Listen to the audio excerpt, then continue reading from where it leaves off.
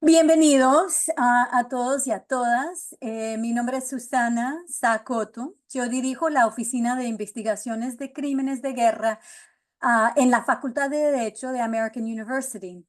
Es un gran placer saludarles a todos y a todas. Hoy tenemos el honor de contar con tres destacados panelistas que compartirán con nosotros sus reflexiones sobre un caso emblemático, caso Mantivilca, donde 10 exmilitares fueron condenados por crímenes de lesa humanidad por violencia sexual cometida durante el conflicto armado en Perú.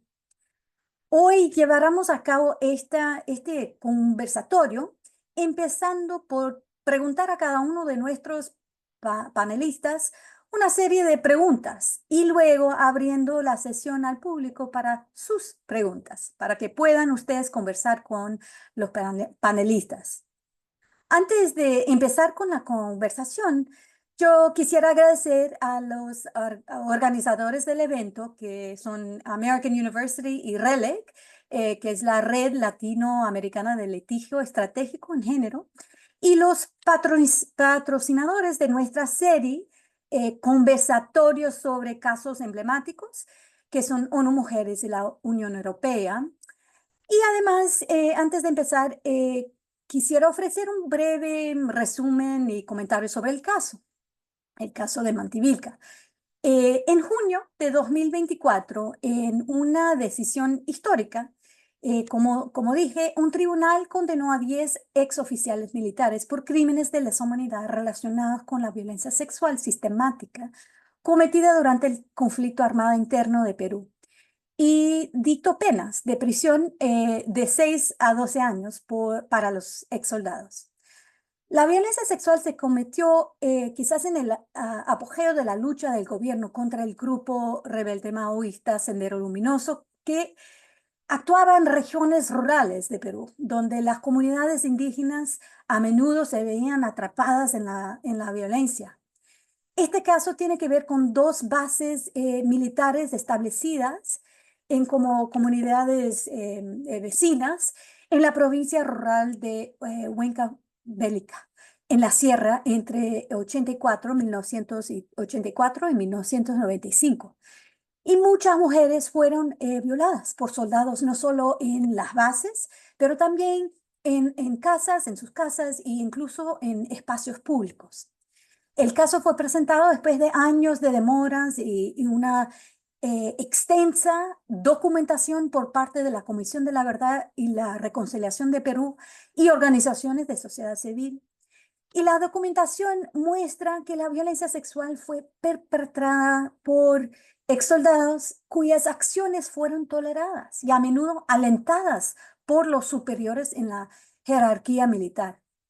El caso sienta un precedente importante para la justicia en Perú y para responsabilizar a los militares por atrocidades cometidas en tiempos de guerra, proporcionando un reconocimiento legal poco común, diría, del sufrimiento de las mujeres y mujeres indígenas, en particular durante el conflicto. De hecho, la sentencia histórica es histórica porque reconoce violencia sexual como crimen de lesa humanidad y enfatiza el papel del Estado en abordar la violencia infligida por sus propias fuerzas.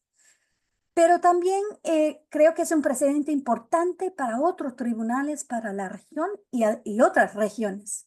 Porque lo que sucedió en Mantevilca es muy similar a lo que suele ocurrir en otros conflictos, donde la violencia sexual cometida durante el conflicto se ve como facilitada por normas y patrones de poder basadas en el género.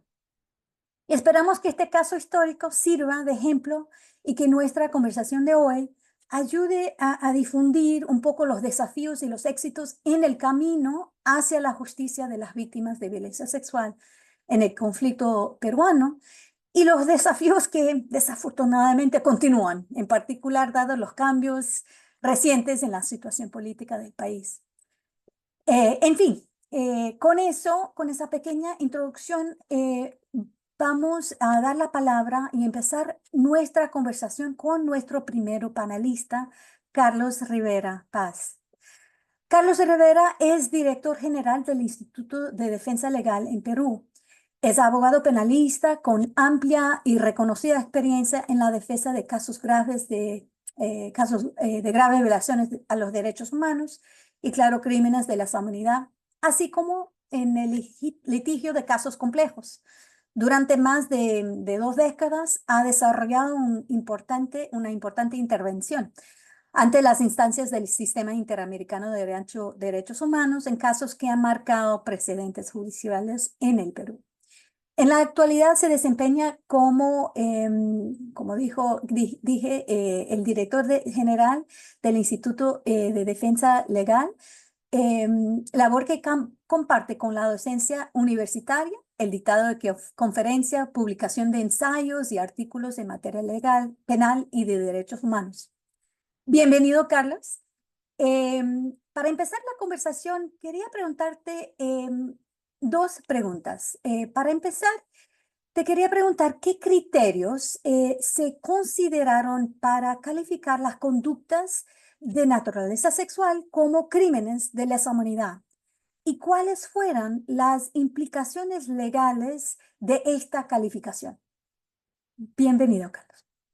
Ok, muchas gracias, Susana. Muchas gracias a la American University, a la RELEG, y no solamente un honor, sino un placer de poder compartir con ustedes este espacio tan importante y además un doble placer de compartir con esa tribuna, con Gisela Stocóndor, una fiscal muy luchadora en los temas de derechos humanos, y con Cintia Silva, con quien hemos tenido el gusto de compartir la defensa durante muchos años en el caso que has comentado, el caso de Mantivilca, justamente, ¿no?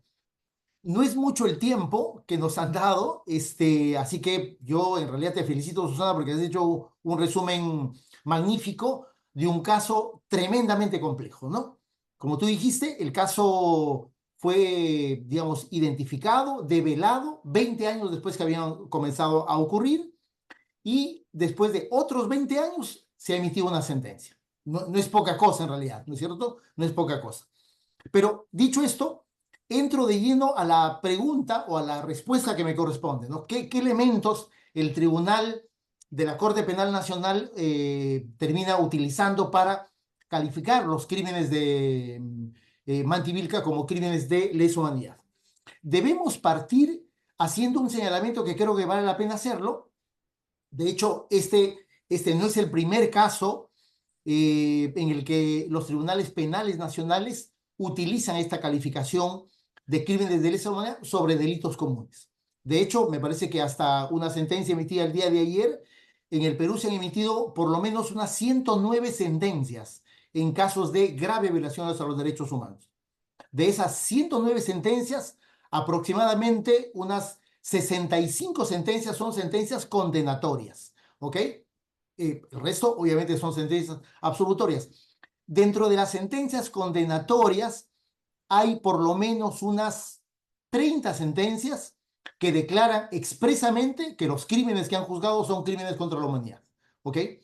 La metodología que han venido usando los jueces peruanos a partir de las propuestas de la Fiscalía y de las partes civiles es utilizar, como se ha venido denominando acá, una calificación complementaria, es decir, se utiliza la tipificación del derecho penal nacional.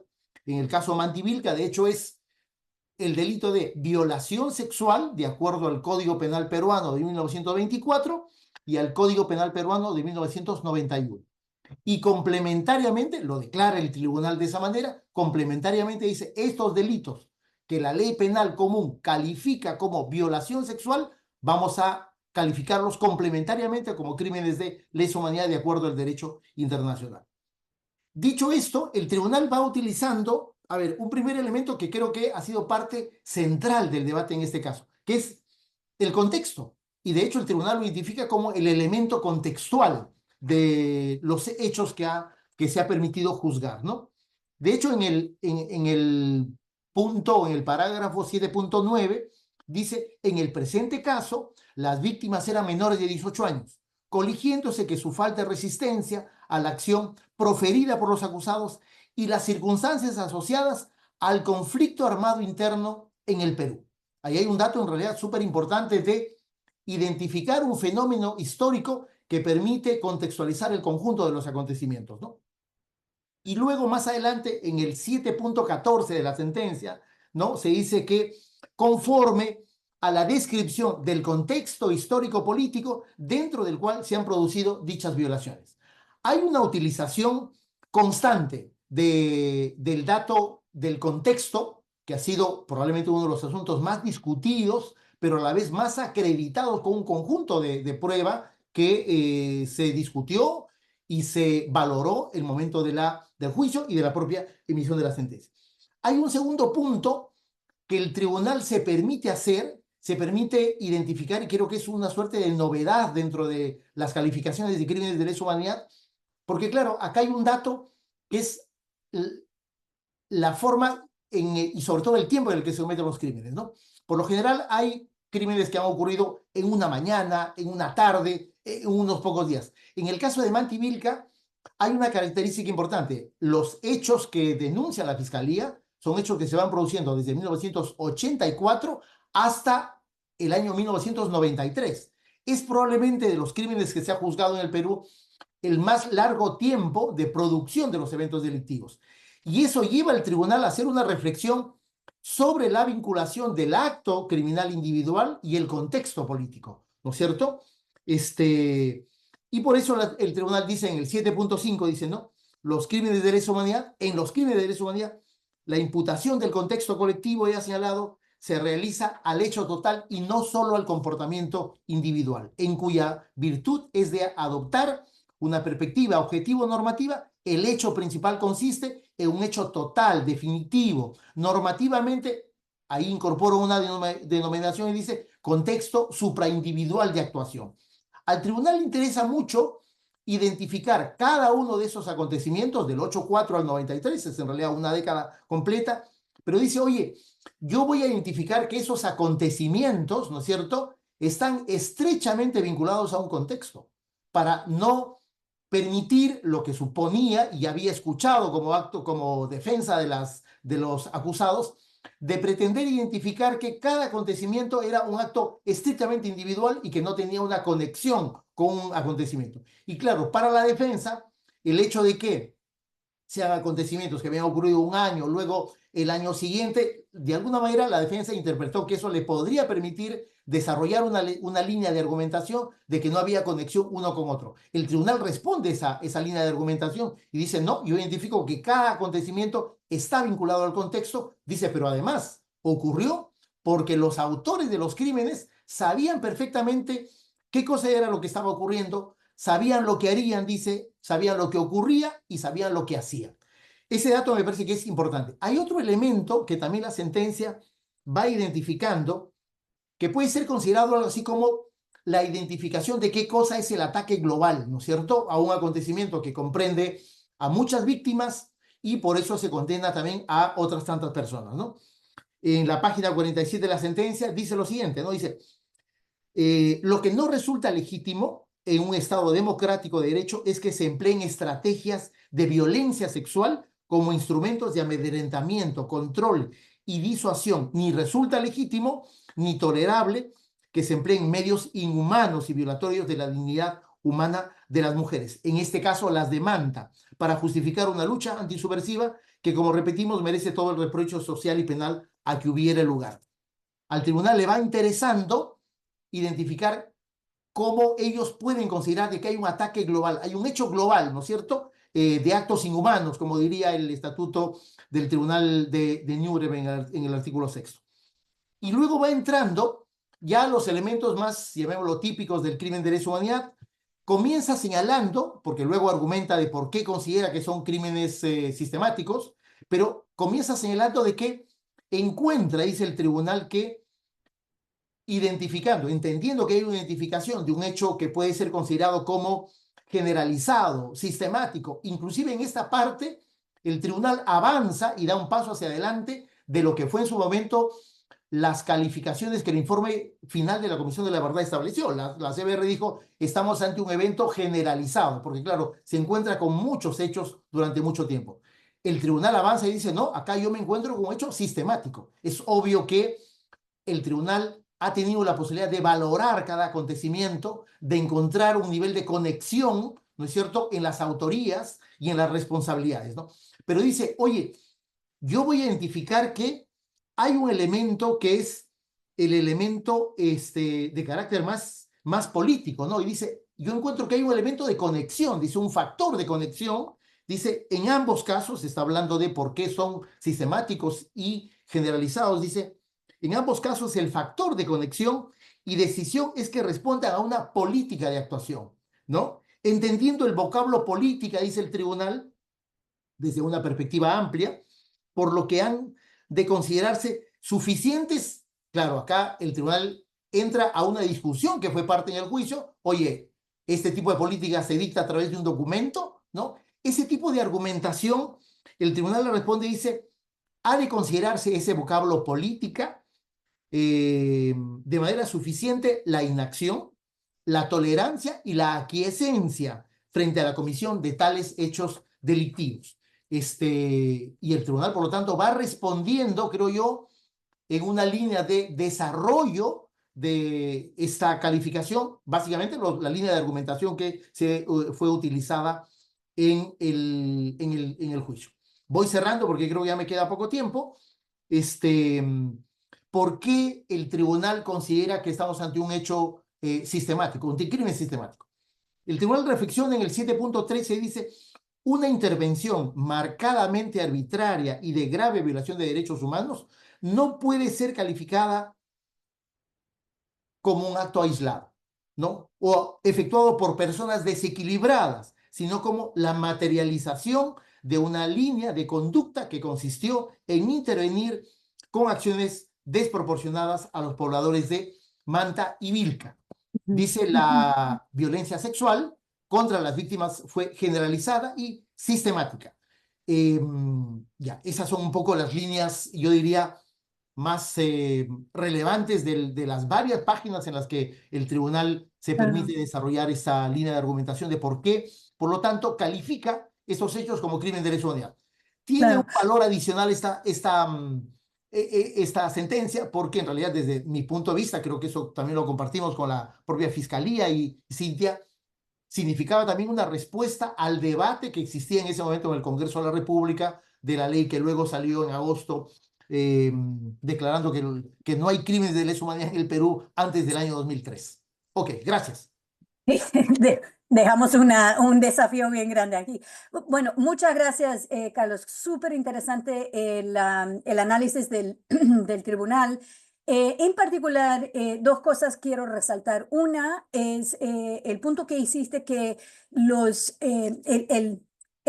la temporalidad del crimen de lesa humanidad es una cosa que se ve por ejemplo, en la Corte Penal Internacional, unas temporalidades mucho más pequeñas, ¿no? Un crimen de la humanidad sucedió en 2 días o durante una semana o quizás unos meses. No se ve de una década, como hablaste. Y yo creo que es súper importante ese análisis de que por qué se puede unir estos hechos porque responde a una política de actuación, como dijiste. Y es un ejemplo que yo creo que puede servir, puede ser muy útil para otros lugares. Por ejemplo, en Colombia, en la JEP, la Justicia, la Jurisdicción Especial para la Paz, tiene casos de macrocriminalidad que sucedieron en su conflicto armado de más de 50 años y que también están, yo creo, analizando cómo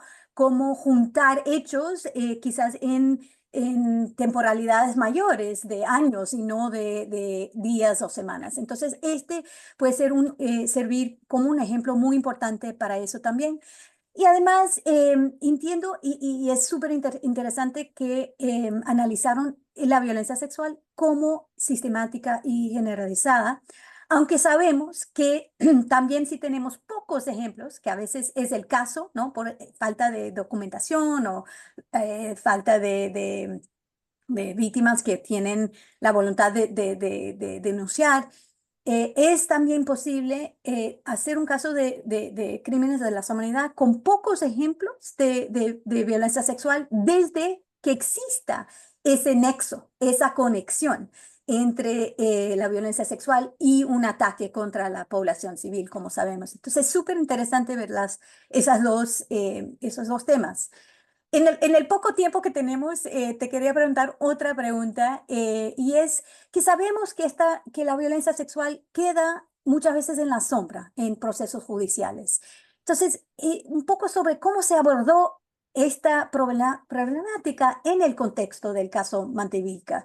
¿Qué medidas se tomaron para visibilizarla y para que sea recogida en la sentencia como, como explicaste la parte esencial de la sentencia?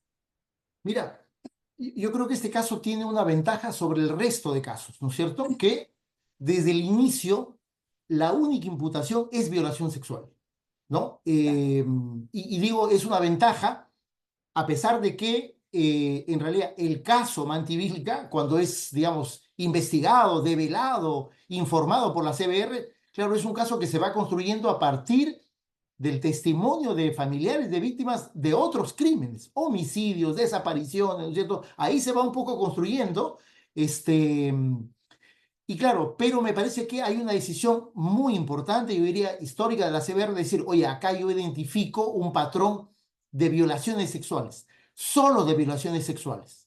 Y creo que eso es lo que permite que el caso vaya siendo construido y se vaya consolidando solamente a partir de una imputación, es cierto, de varios acontecimientos, pero de solo una imputación de carácter penal, que es el crimen de violación sexual, ¿no? A diferencia de otros casos en los que lamentablemente de repente nos encontramos con crímenes sexuales, digamos el caso, no sé, de la matanza de Acomarca u otros casos, en donde ya en el juicio, ¿no es cierto?, de repente aparecen testimonios y dicen, oye, pero en el hecho tal, al día siguiente o el día anterior, se perpetraron crímenes sexuales o violaciones sexuales. Ahí en realidad hay una dificultad porque me parece que hay probablemente dos problemas. Uno, claro, hay en el caso de Manta, en el otro caso que informa la CBR, que es el de María Magdalena Montesa, sí hay una dificultad notable, superior en cuanto a desarrollar una investigación exitosa por crímenes sexuales, ¿no? Ese me parece que es un problema. Y como no necesariamente el sistema penal se termina de animar cuando toma nota de ese acontecimiento y dice, oye, voy a, por lo tanto, remitir copias de esta declaración a la Fiscalía para que haga una nueva investigación. En realidad eso no suele ocurrir, lamentablemente, ¿no?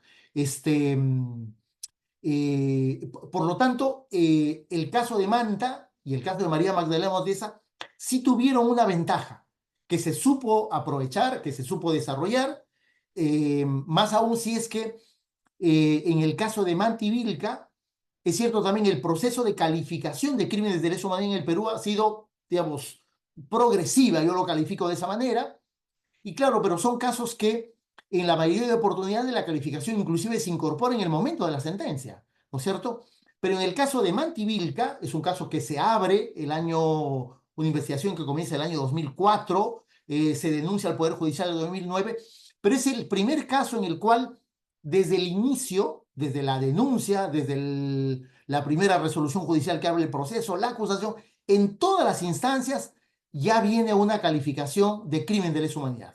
Y ese me parece que es un dato que potencia la investigación y permite además darle una cobertura para que no se gestionen excepciones de prescripción, ¿no es cierto? A diferencia, por ejemplo, del caso de María Magdalena Montesa, que la calificación de crimen de lesa humanidad en realidad recién vino con la acusación, muchos años después de que el caso estaba abierto y también en la sentencia. Pero ese dato, por lo tanto, creo que el caso de Manta hemos ido logrando ciertas ventajas, ¿no? Avances notables que al final le permiten tener al tribunal una posibilidad de que no solamente vaya discerniendo de, oye, ¿con qué delito me quedo? ¿No es cierto? Porque en realidad solamente llega violación sexual, la norma penal del 24, de 1924, la norma penal del 21, y por lo tanto el tribunal no tiene que hacer ningún debate, ¿no es cierto? Oye, frente a qué hecho delictivo nos estamos encontrando. Claro, Es un asunto ya más desarrollado gracias. y Ujú. por eso creo que con esa ventaja es que el tribunal se permite hacer reflexiones ya en otro nivel respecto de cómo ubico los Ujú, acontecimientos que van ocurriendo desde el 8-4 hasta el 93 en el marco de esta ujú. calificación que es la de crimen de lesa humanidad, ¿no? Claro, resalta tanto la importancia de empezar la investigación con con los temas de violencia sexual en el empiezo de la investigación. O sea, resalta cómo afecta tanto cómo se analiza, cómo se empieza la investigación, se refleja en todo lo demás, cómo se desarrolla el caso. Es un punto súper importante y un punto que también resaltamos en nuestras conversaciones con la investigación de estos casos en otras regiones, que a veces queda como al final de las prioridades de investigación, pero no, Sí. si queda como una prioridad desde el inicio. Se ve el efecto, el impacto en el caso. Muchas gracias, Carlos, te agradezco mucho. Gracias, Susana. Vamos a pasar la palabra a nuestra segunda panelista, Gisela Astocondor Salazar. Gisela es abogada, abogada por la Universidad Nacional Mayor de San Marcos, con estudios de maestría en ciencias penales en la misma, casa de estudios, cursos de especialización en derechos humanos por la Universidad Javeriana de Colombia, derechos humanos de las mujeres y género en el Centro de Derechos Humanos de la Universidad de Chile y cursos de especialización en derechos de las personas con discapacidad, sistema interamericano, entre otros. Gisela cuenta con más de 19 años de ejercicio en la profesión. Del 2005 al 2016 ejerció el patrocinio legal de las víctimas y sus familiares de diversos casos emblemáticos como el de Cantuta, Barrios Altos, Cabitos, Chumbivilcas, Huanta, entre otros. De febrero del 2019 a julio del 2020 fue responsable del programa de reparaciones económicas de la Comisión Multisectorial, SEMAN, del Ministerio de Justicia y Derechos Humanos. Y desde julio de 2020 hasta la actualidad es fiscal adjunta superior de la Segunda Fiscalía Superior especializada en Derechos Humanos y interculturalidad, responsable de diversos casos emblemáticos como muchos de lo que hemos hablado. ¿Sí? Gisela, te quería preguntar para empezar, ¿cuáles han sido los obstáculos enfrentados durante la investigación para la atribución de responsabilidad penal, particularmente en hechos de violencia sexual? O sea, hablamos mucho del análisis de la calificación del crimen, pero ahora te quería preguntar sobre la teoría, el análisis de atribución de responsabilidad penal. Muchas gracias y te doy la palabra. Gracias, Susana. En principio, agradecer la invitación y al igual que Carlos, es de verdad un honor poder compartir espacio con ustedes, con Carlos, con Cintia, quien conozco de muchos años, porque hemos compartido la enorme responsabilidad de haber sido en su momento abogados de los agraviados, ¿no? Y bueno, en este caso, definitivamente coincido con lo que dice la sentencia, pero también coincido con lo que ha referido Carlos, en que el caso Mantivilca es extremadamente complejo. No solamente por los años que ha comprendido la investigación penal, sino también por otros factores que también lo ha señalado, lo señaló la parte civil, lo dice la sentencia, pero que también son importantes al momento de hacer un análisis como hechos tan complejos, ¿no? Porque si bien esto me preguntas de la responsabilidad, yo creo que para poder ver cuáles fueron los obstáculos enfrentados, en principio tenemos que ver la construcción del contexto, ¿no? La construcción de un contexto que ha hablado Carlos porque es muy importante. Estos hechos no ocurrieron en un contexto de paz, en un contexto de normalidad, sino que ocurrieron en un contexto de que estábamos en estado de emergencia en casi la totalidad del Perú durante el periodo 80-2000, específicamente en los años de Mantivilca del 84 al 93. Y específicamente en el caso de Huancavelica también es importante el contexto, ¿por qué? El contexto político social, ¿por qué? Porque si bien esto Huancavelica es otra región, estaba bajo la jurisdicción de la Jefatura Político-Militar de Ayacucho. Y por eso que en la construcción del contexto, para poder determinar responsabilidades, también fue importante tomar en cuenta cómo fue la actuación de los agentes estatales en la lucha contra subversiva que se dio en Ayacucho, porque en Ayacucho hubo un desarrollo mayor de la CDR y también en la mayoría de casos que se han venido investigando, procesando y sancionando, muchas de ellas condenas, porque es en Ayacucho que fue el epicentro. Entonces, debemos recordar que para poder establecer la responsabilidad de los acusados, y bueno, hoy sentenciados en el caso Mantivilca, que pertenecían a las bases que estaban ubicados en estos dos lugares, de Manta y Vilca, de Huancavelica, se tenía que tomar en cuenta cómo fue la política de lucha contra la subversividad establecida en esos tiempos, pero sobre todo la establecida o la que se ejecutó desde la Segunda División de Infantería de Ayacucho, porque la jefatura político-militar de Ayacucho abarcaba a partes de Huancavelica, ¿no? Aunque claro, yo sé que la sentencia dice que estaba bajo la dirección de Pampas, pero la política establecida, y también lo refiere, fue posición de la parte civil, se tenía que tomar en cuenta la política establecida justamente de lucha contra subversiva en Ayacucho. Y considero que es importante para poder, el primer obstáculo fue la construcción del contexto, ¿no? La sentencia es muy clara al decir que justamente en atención a ese contexto es que se pudo establecer no solamente la presencia, cómo llegó, cómo se estableció la base y lo que generó ese establecimiento de la base, que fue una llegada violenta, generó una irrupción en la cotidianidad de los poblados tranquilos, de los pobladores campesinos, porque justamente ellos vinieron a imponer algo con un sentido violento. Y también es importante el contexto, ¿por qué? Porque justamente en base a ese contexto, para probar la responsabilidad, es que una vez se ha determinado, porque se ha logrado probar en base a los testimonios, a la documentación, a todo lo que se portó en el juicio, a todo lo que se actuó en el juicio, que ese contexto también implicó que, y lo dice la sentencia, que se pudo determinar que no solamente es que llegaron, sino es que justamente la llegada de los militares es que se instauró un poder absoluto de parte de esos militares. Hubo un control absoluto de los militares y que justamente ese control absoluto de incluso poder determinar quién sale, quién entra de Manta y de Vilca, porque eran los encargados de dar los salvoconductos para poder transitar de una comunidad a otra, de un lugar a otro, de los pobladores, es que le da un control también total de los militares a los pobladores, especialmente a las mujeres. Porque varios de los hechos que narra en la sentencia y que lamentablemente sucedieron en Manta y Vilca, se generaron algunos cuando justamente algunas mujeres iban solas o acompañadas de un familiar, también mujer, para pedir los salvoconductos, ese permiso de irse a otra comunidad. Y es en esa situación que se generaron también, además de lo que ya narró Carlos, situaciones en que por el tema de control absoluto del poder que tenían los militares es que las mujeres ingresaban a pedir esa autorización o permiso y es que también generaban una situación de que las colocaban en indefensión y bueno, fueron violentadas sexualmente, ¿no? Entonces, esa construcción de contexto que se da en la sentencia y que también enmarca y que coloca a los acusados es importante, ¿no? Pero sobre todo también considero un gran obstáculo, un gran desafío, lo quiero denominar así, fue la declaración de las víctimas.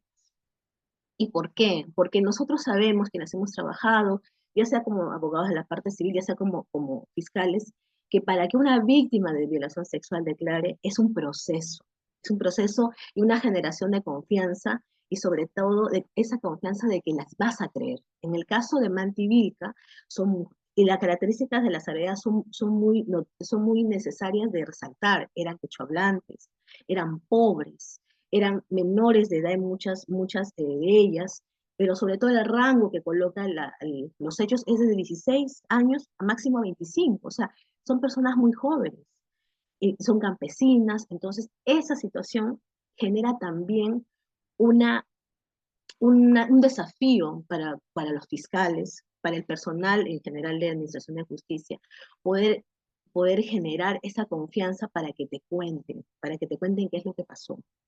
Y no solamente qué es lo que te pasó, sino también para poder entender entre la traducción o si eres quechohablante fiscal, para entender que hay términos que tú tienes que interpretar que describen la violencia ejercida contra ellas. Porque ellas no te van a decir específicamente me violó, pero sí te van a decir me dañaron. Y eso para ellas ha generado justamente muchas situaciones. Entonces yo sí considero que eso fue un desafío y obviamente definitivamente resalto la valentía, la fuerza de las víctimas y lo importante es que, y también es una cosa que resalto lo que se ha colocado en la sentencia, porque la sentencia es muy explícita en determinar que la declaración de la víctima fue trascendental. Y yo creo que eso también es importante resaltar. Y también parte del desafío, ¿no? de poder probar la responsabilidad para mí, es también que la corroboración de esos testimonios a través, y que lo ha tomado en cuenta también la sala, es a través de las pericias psicológicas que se han realizado. ¿Por qué? Porque nuevamente, en el contexto, en la idiosincrasia de estas mujeres, igual, es difícil contar no solamente a las personas que no conocen a los operadores de justicia tan lejanos, porque durante muchos años estuvimos lejanos de las víctimas, pero sobre todo, bueno, yo entiendo, porque hay pericias de parte y de oficio, me parecería que era menos difícil dar su testimonio, ser sometidas a un peritaje por parte de las peritos que son de sus abogadas, porque son más cercanas, pero considero que ha sido también un aporte importante que puedan haber sido sometidas a esas pericias oficiales, y también constituye un reto para nosotros. Porque, por ejemplo, en un caso que yo llevé en APRODE, que era LQI, que también víctima de violación sexual, del año 88, en Apurímac, yo me acuerdo que estábamos pidiendo, dentro de los varios peritajes, la Fiscalía pidió un peritaje físico, ¿no? Entonces nosotros decíamos, ¿qué sentido tiene después de 20 y tantos años pedir un peritaje físico? Pero fue un tema que se tenía que conversar con la víctima, conversar con el fiscal. Entonces, en el caso Mantivilca, entiendo que también ha tenido que ser un proceso para que, además de la pericia de parte, se dé también una pericia oficial. Porque, y hay que reconocerlo, muchas veces las instituciones públicas, el Ministerio Público, no cuenta necesariamente con personal que tenga esa capacitación y esa sensibilidad de víctimas del periodo de violencia y específicamente de víctimas de violación sexual en el periodo de violencia. Entonces, esos son obstáculos también. Y bueno, y también es conocido que muchas veces el propio Estado pues niega información con relación el nombre completo, real, para poder individualizar a los perpetradores, ¿no? Yo sé que en el caso Mantivilca, pues, producto de estos actos atroces, ha habido hijos e hijas, ¿no? Pero eso no ha significado. Por eso es que la demora también en los años para el procesamiento y sanción de estos casos, en que ha habido mucha facilidad para poder determinar o individualizar de manera concreta, real, a los perpetradores, ¿no? Y eso consideraría que serían los principales retos que hemos tenido. Claro. Muchísimas gracias. Tantas cosas importantes que has resaltado. Resalto quizás solo dos cosas. El rol, la participación y el coraje de las víctimas, ¿no? Como dijiste, la distancia entre su realidad día a día y entrar en un proceso de este tipo.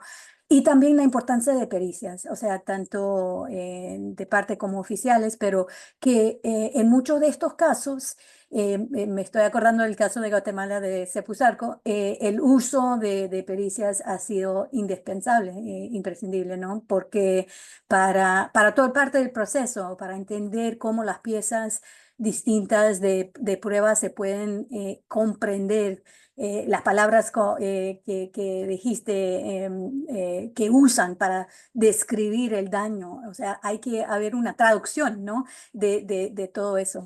Entonces, te agradezco mucho esas reflexiones. Te quería preguntar una segunda pregunta y tiene más que ver con la otra parte del caso, con las reparaciones, ¿no? Para esas víctimas. ¿Cómo evalúan la implementación de la sentencia en términos de reparaciones para las víctimas?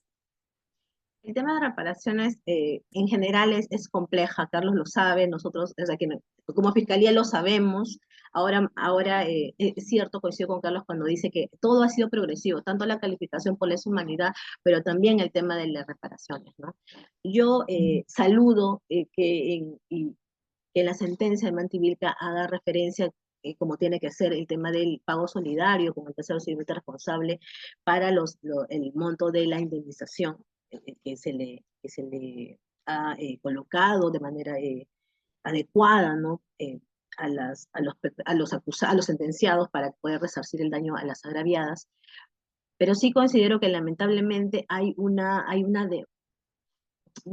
demora, hay bastante demora en el tema del pago de las reparaciones o de que se concrete, ¿no?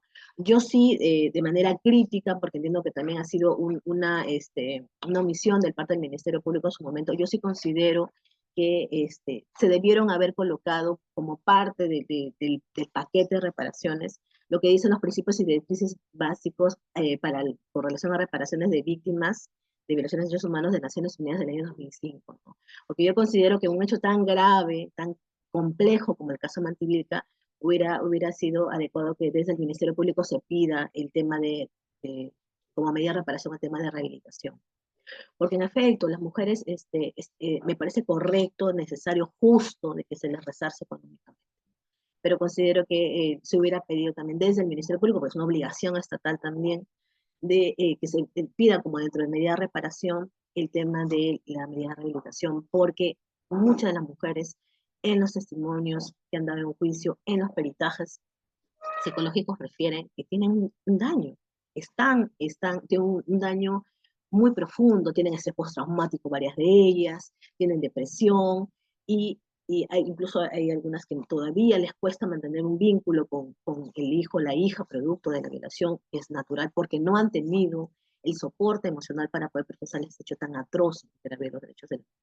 Entonces, considero que el tema por ejemplo, va a ser difícil el tema del pago de reparaciones porque incluso Carlos lo sabe, lo hemos conversado y el Ministerio Público lo ha pedido en otras audiencias, porque sabemos de la demora que hay en el pago de reparaciones, sobre todo cuando hay el procurador, es que nosotros pedimos que la sala disponga un cronograma de pagos que sea de manera inmediata, porque las víctimas envejecen, porque ya pasaron 20, 40 años, porque ya no pueden esperar más, y porque es una obligación, porque es el mismo Estado que los ha lastimado. Entonces, sí consideramos que es un desafío de poder insistir a través del Ministerio Público y también de la parte civil, ir en el mismo norte de poder exigir el pago, pero sí creo que es un reto también que frente a esta sentencia pues podamos ir avanzando en que las reparaciones para las mujeres en casos específicos de violaciones sexuales o de violencia sexual sean no solamente económicas, sino también transformadoras, ¿no? Sabemos que no se puede restituir o volver al estado anterior a lo que estaba la cotidianidad de las mujeres de Mantivilca, ¿no? Pero sí tendríamos que hacer esfuerzos desde el Estado para poder resarcir no solamente ese pedazo, no solamente de la reparación pecuniaria, ¿no? Sino de todos los espacios, como medidas de satisfacción, medidas de no repetición, rehabilitación, para poder, para poder decirle como Estado también que sea una reparación integral, ¿no? Y en el caso de las mujeres transformadoras, ¿no? Y porque eso es lo que se exige y es el derecho de ellas, ¿no? Entonces, hay un reto pendiente enorme con relación a todo. Yo también considero que debemos ir avanzando en darle a las víctimas un paquete de reparaciones mucho más integral, mucho más completo y que de verdad tenga como fin repararlos de manera adecuada y de manera total, que es el derecho.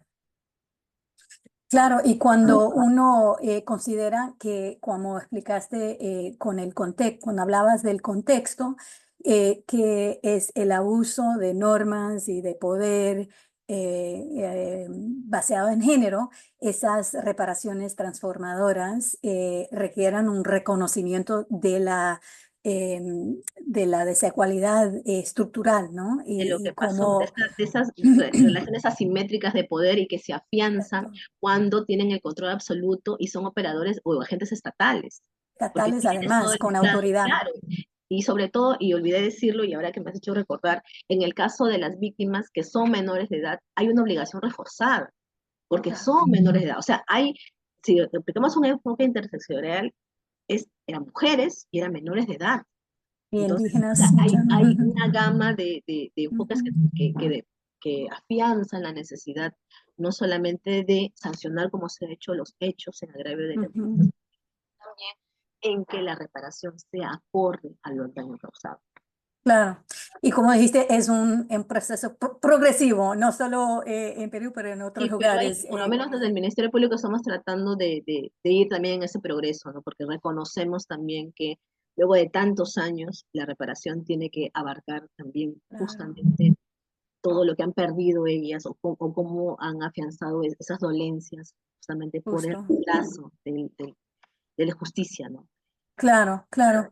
Muchísimas gracias, Gisela, por tus reflexiones. Pasamos ahora la palabra a Cintia Silva. Bienvenida, Cintia. Cintia Silva es directora de DEMUS, Estudio para la Defensa de los Derechos de la Mujer. Abogada por la Pontificia Universidad Católica de Perú, Cintia tiene una maestría en Derecho Penal por la Universidad de Salamanca. Es especialista en justicia constitucional y argumentación jurídica con enfoque de género y docente universitaria en temas de justicia, género y interseccionalidad. Es investigadora en el Grupo de Investigación Derecho, Género y Sexualidad de la Facultad de Derecho de PUCP. Cintia, bienvenida. Y quería empezar nuestra conversación con la siguiente pregunta. A lo largo del proceso judicial, muchas víctimas enfrentaron desafíos significativos y hemos hablado de algunos, ¿no? Pero en tu mirada, ¿cuáles fueron los principales obstáculos que encontraron para acceder a la justicia durante la investigación del caso Mantivilca? Y en particular, ¿cómo se pudo asegurar la participación activa de las mujeres y niñas pertenecientes a comunidades indígenas? Eh, Te doy la palabra, Silvia. Muchas gracias. Gracias, Susana, gracias también a la RELEG y a la American University por la invitación. Encantada de compartir la mesa con tan gratas personas defensoras comprometidas con esta causa. Em, a ver, la experiencia del caso Manta em, nos transmite también la realidad que implica la experiencia de la violencia sexual de las mujeres en un continuum histórico de violencia de género. Creo que eso tiene mucho sentido ponerlo de relieve porque precisamente nos permite entender todo lo que ya se ha venido conversando tanto con Carlos como con Gisela. Esto ha llevado a que ellas sufran las violencias que han sufrido y también a que las violencias que finalmente se llevan al sistema de justicia sean comprendidas y juzgadas de la manera que lo han sido, ¿no? De inicio, entonces, yo diría que la justicia lograda les cuesta todavía muy caro a las mujeres, ¿no? Y eso tiene que ver con que aun cuando la declaración es prueba fundamental, ¿no? Y es un derecho de las mujeres sobrevivientes acceder a justicia, se las trata no como personas, no como titulares de derechos en el marco del acceso a justicia, en el marco del debido proceso, sino como objetos de prueba, ¿no? Entonces digamos, se les recibe, ¿no? Pues como personas a las que además hay o sea, si buscan justicia, entonces tienen que estar dispuestas a someterse a las reglas procesales, penales, tal como están, ¿no? Entonces, por eso yo coloco estas líneas, digamos, vinculadas a los derechos de las agraviadas, perdón, está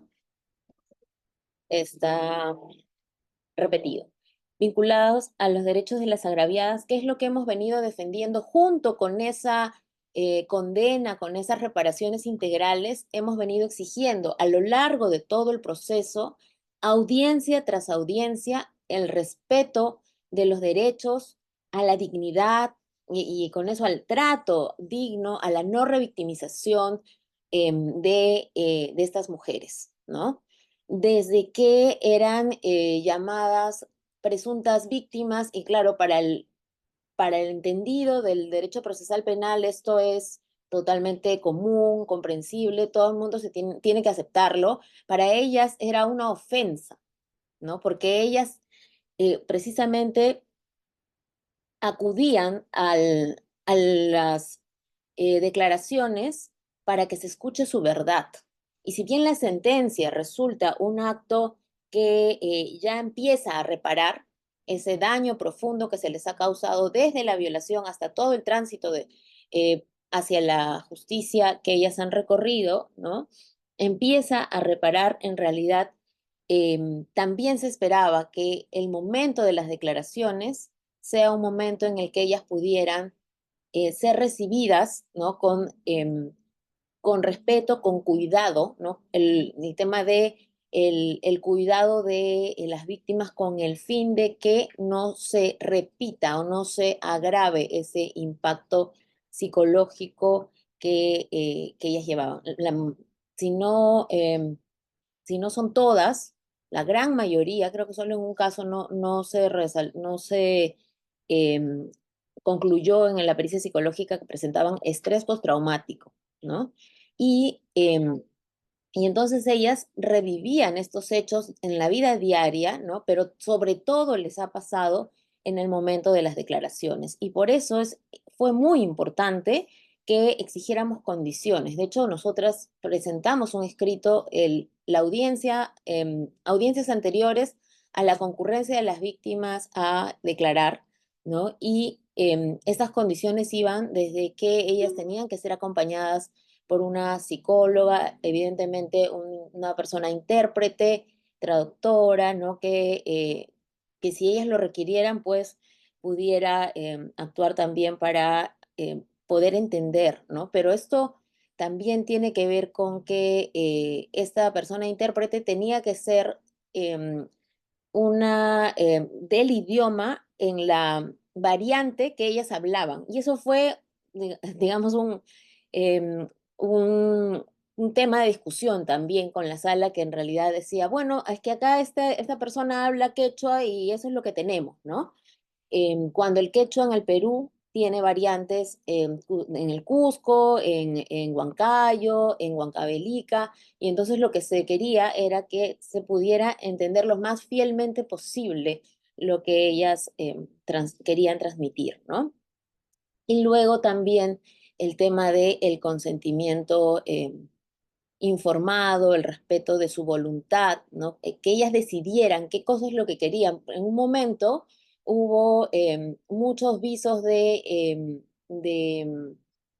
corrupción, ¿no? La presidenta de la sala está involucrada en una red de corrupción que también se levantó en el marco del juicio, del primer juicio, y esto era muy preocupante porque ya se veía una serie de parcializaciones en favor de los acusados, y entonces nos levantó esas alertas. Aquí lo que quiero precisar es que si bien la sentencia Manta es un hito en el marco de la justicia de género, ¿no? También lo es lo que conseguimos en el marco de el primer juicio y exigiendo que se respeten los derechos de las víctimas. Conseguimos que se declarara que la revictimización implica una contravención al deber de imparcialidad, ¿no? Y precisamente por eso fue, junto con lo de la parte de no permitir el derecho a probar el contexto en el que ocurrían estas violaciones, y era fundamental porque no tenía sentido investigar y juzgar hechos, los casos, como casos aislados, como que ocurrieron, ¿no? En ese día, esa tarde, a esa hora, en ese lugar. Punto final, como si no hubiera un contexto de terror que ellas además narraban visiblemente aterrorizadas 40 años después, ¿no? Entonces, sí fue muy importante que se declarara que el hecho de que la presidenta de la sala pretendiera que estas agraviadas declararan en presencia de sus agresores, ¿no? En ese momento acusados, era una revictimización y resultaba un maltrato para las agraviadas. Era evidente el maltrato para las agraviadas, ¿no? Entonces, aquí se habla de que es garantía de imparcialidad el hecho de protegerlas de esa exposición. Por supuesto, ya no hablaremos de lo propio que dice el derecho procesal penal, incluso sin enfoque de género. Cuando declaran las víctimas frente a sus agresores, se afecta la espontaneidad de la declaración, ¿no?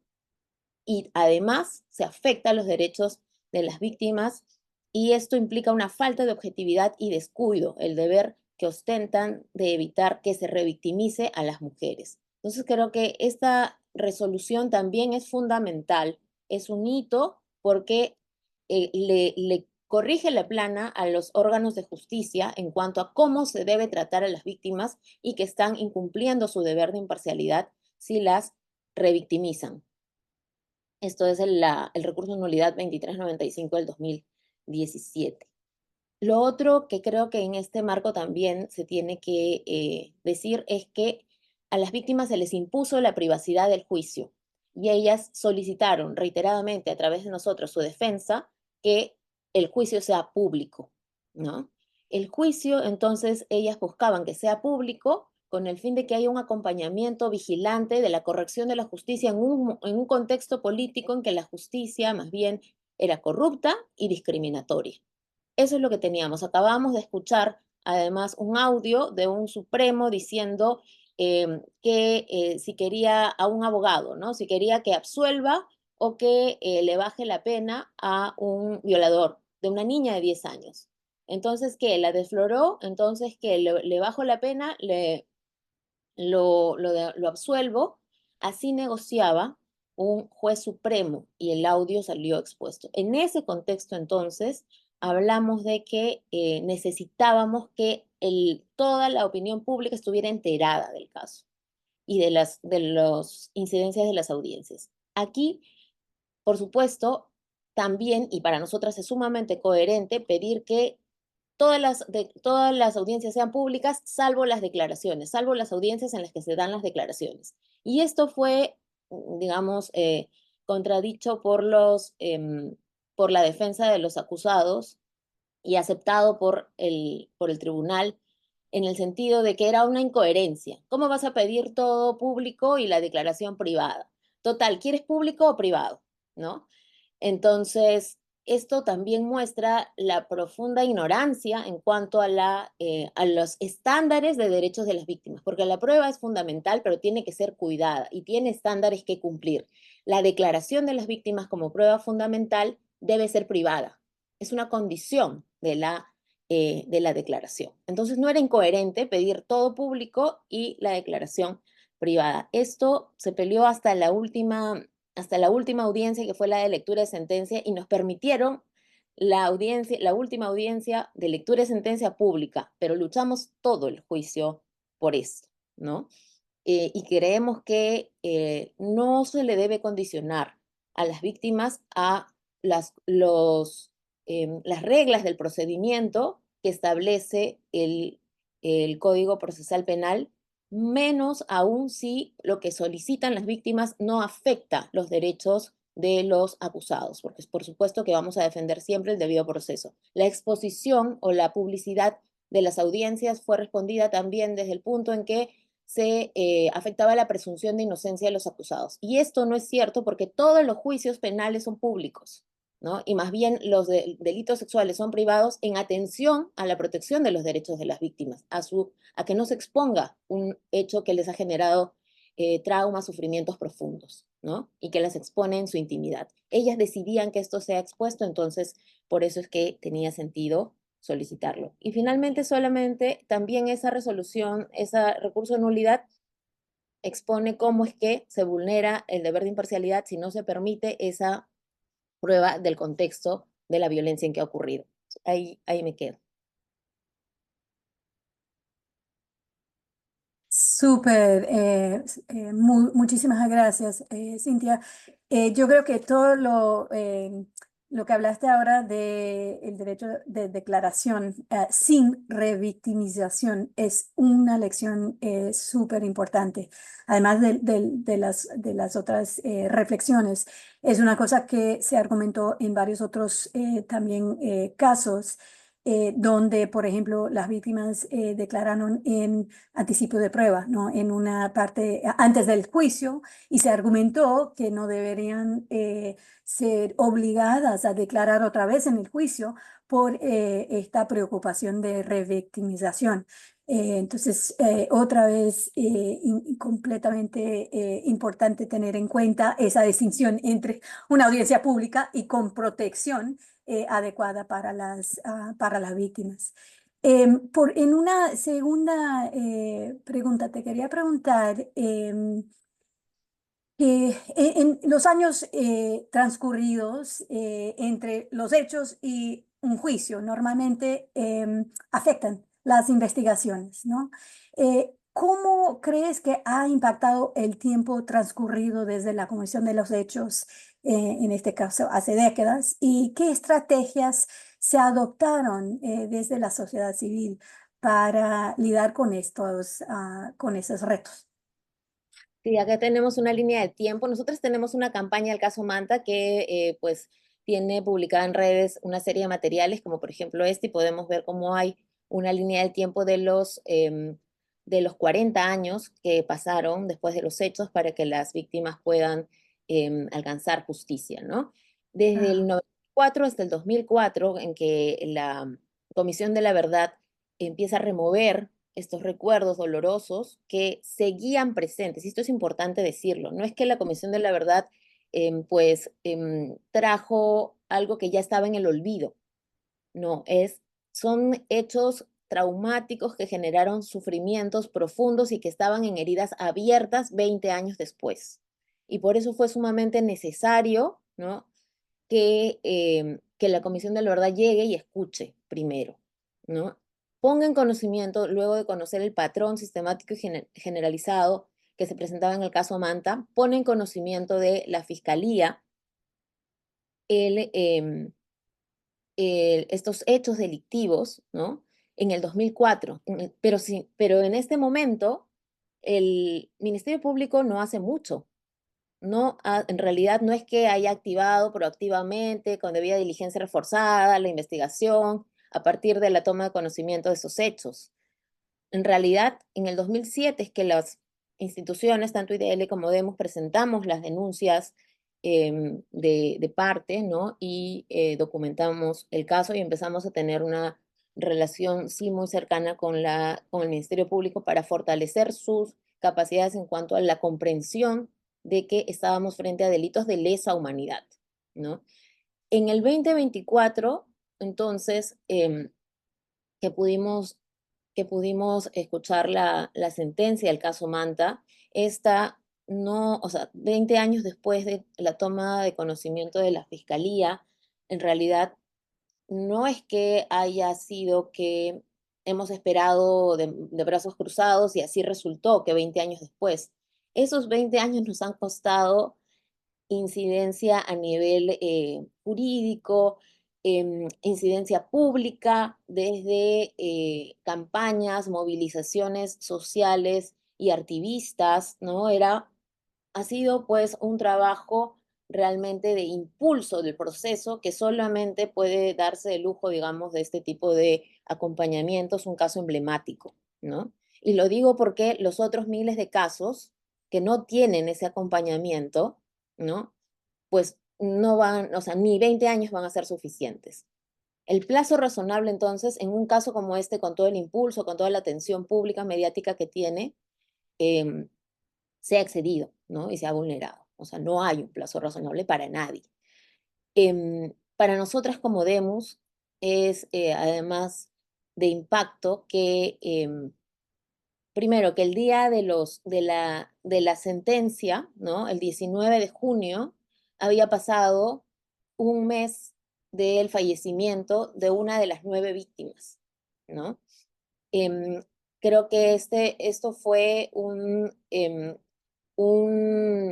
impacto también para nosotras como organización que acompaña estos casos, pero también para ellas, ¿no? Porque se vieron reflejadas en lo que, o sea, en todo lo que ha demorado el caso y cómo es que, o sea, no ha sido un camino fácil ni que tenían seguro. Sin embargo, sí vieron que todo eso que soñaron en un momento, ¿no? Respecto de que les iban a dar la razón, era, o sea, sí tenía sentido, ¿no? El hecho de que escucharan una sentencia con el fondo musical, porque en la puerta estaban los Yuyachkani tocando justicia, justicia no hay en la tierra, justicia solo en el cielo, que escucharan eso mientras el tribunal decía, está probado, ¿no? En realidad, para ellas y para nosotras también es histórico porque fueron voces que han sido cuestionadas desde la comunidad hasta la propia sala de audiencias.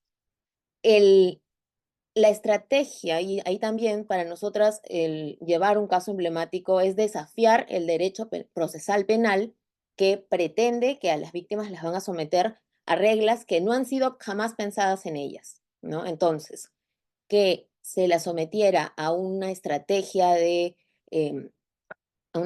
destructiva, que es la que tiene prevista la litigación oral, ¿no?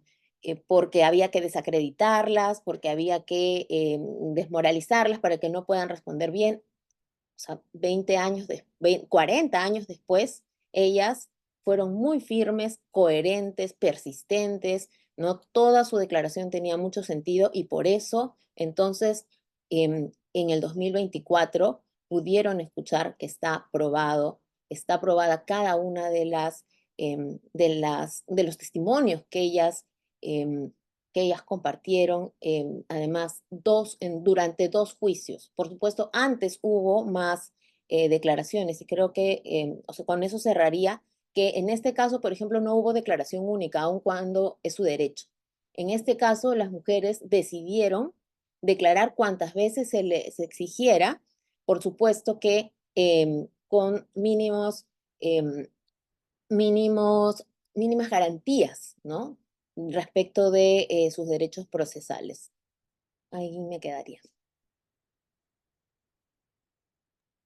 Muchísimas gracias por todas esas reflexiones tan importantes y al final una sentencia, como dijiste, darles no solo la razón, pero entre su comunidad y el proceso de investigación e enjuiciamiento, darles la razón, ¿no? Eso fue súper impactante. Les quería como que antes de abrir la discusión, la conversación al público, les quería hacer a todos y todas los panelistas, las panelistas, una pregunta final, y esto para todos o todas, o para quien quisiera responder. Em, este es un caso tan emblemático, tan importante. ¿De qué manera creen que esta sentencia podría influir, este caso, esta sentencia podría influir en las investigaciones de futuros casos de violencia sexual, tanto en el Perú en particular, pero también en América Latina en general?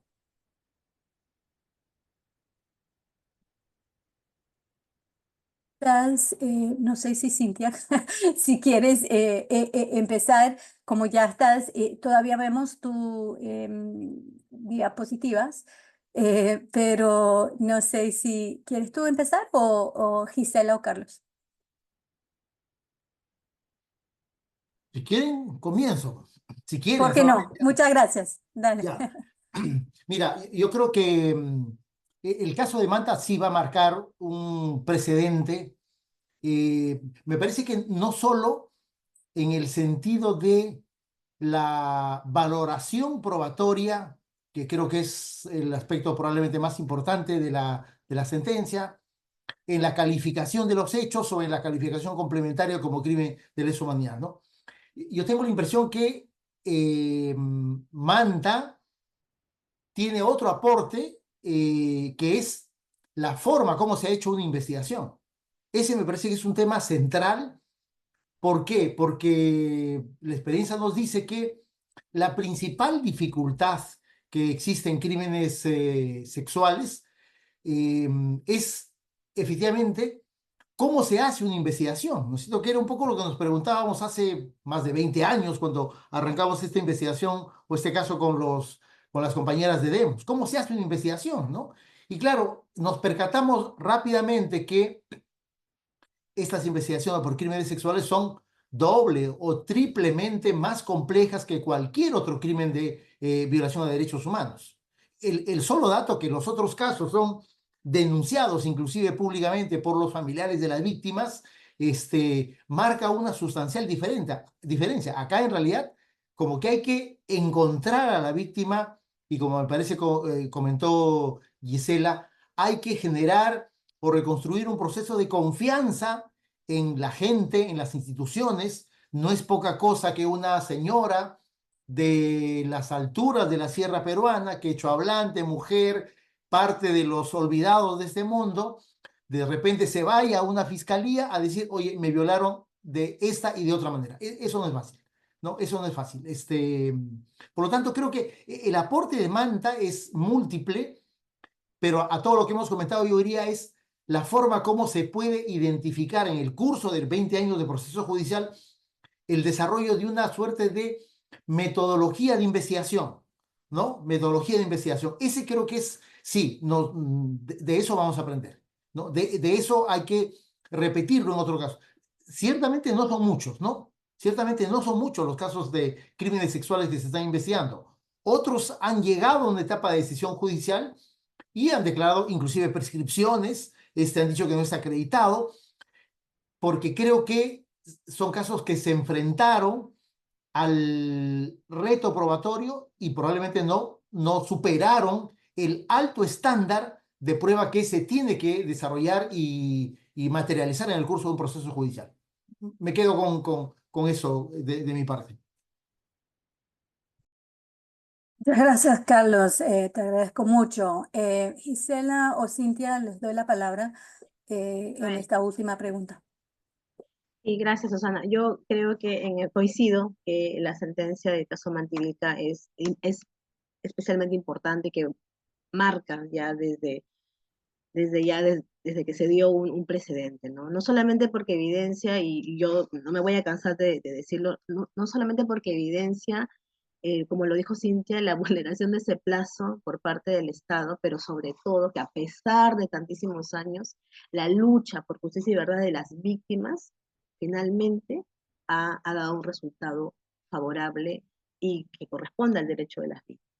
Y que no solamente recoge, porque lo dice la sentencia, que la declaración de la víctima es trascendental y que va a la par con lo que ya lo ha referido la Corte en muchas sentencias con relación a la violencia sexual.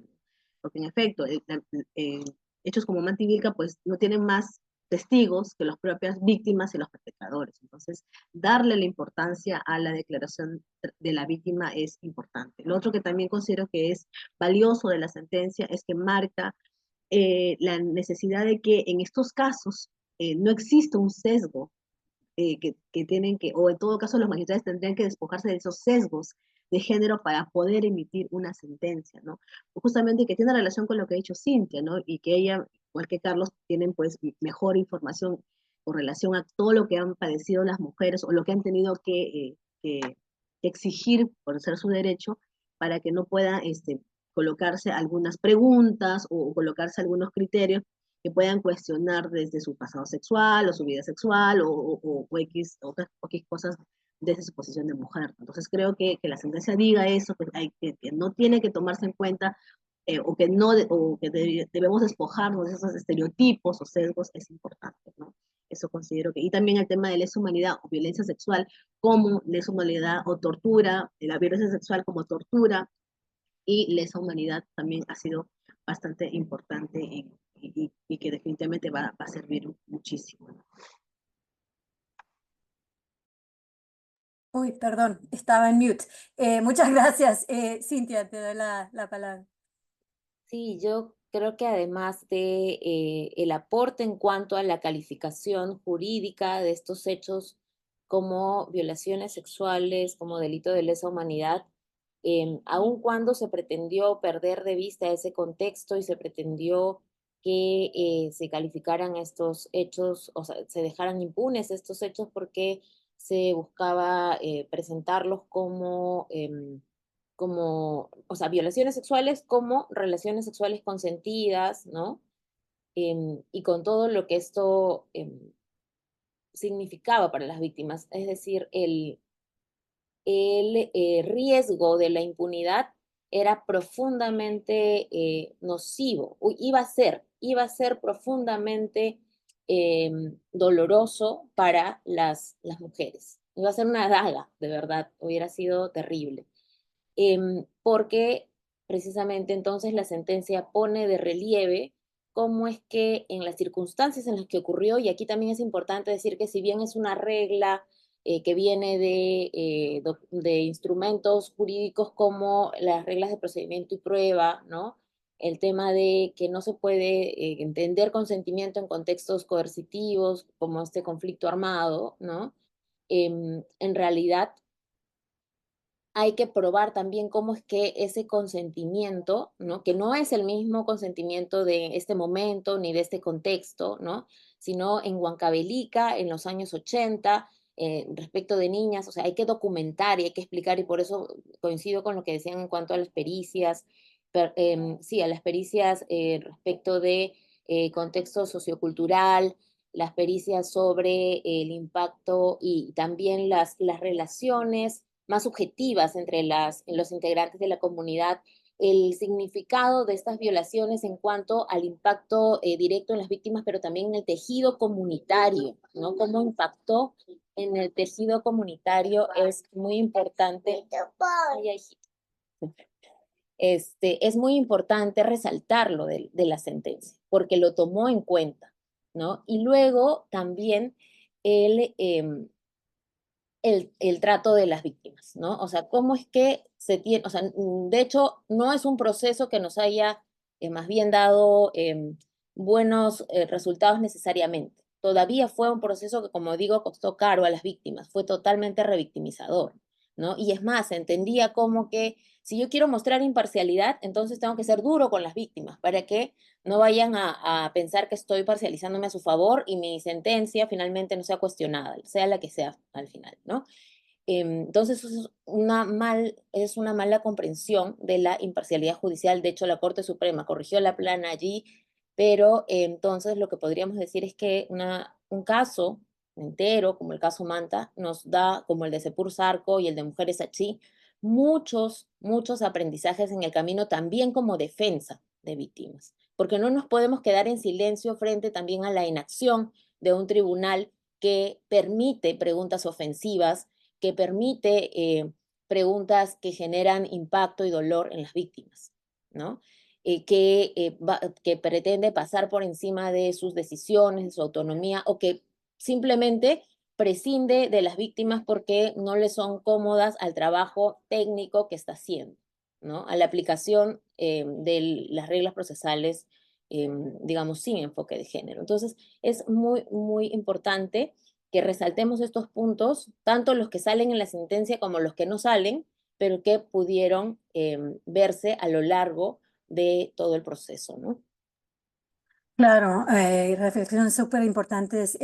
Cuando estabas hablando, me acordé de otros casos, pero que es muy común, donde fuerzas públicas o militares vienen a una población y empiecen a decir que lo que pasa con la población civil son enamoramientos, o sea, parte de la vida cotidiana, ¿no? Y o sea, súper difícil, pero que se ha resaltado en este caso que esas relaciones en condiciones donde hay un poder tan asimétrico como hemos hablado, no se pueden ver como una reflexión de la vida cotidiana, sino que se tiene que ver como parte del contexto donde se suceden estas violaciones y la violencia contra la población.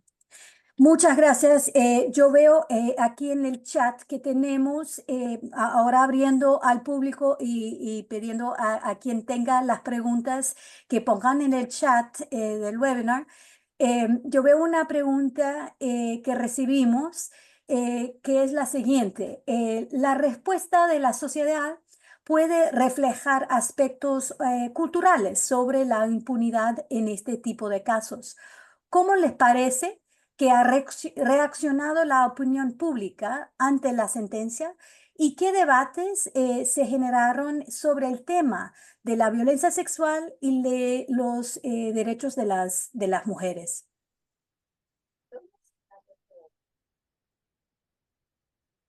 ¿Seguimos No en el sé. mismo orden? ¿Sí? Sí, cómo no. Ya, Vamos. ok. Ok.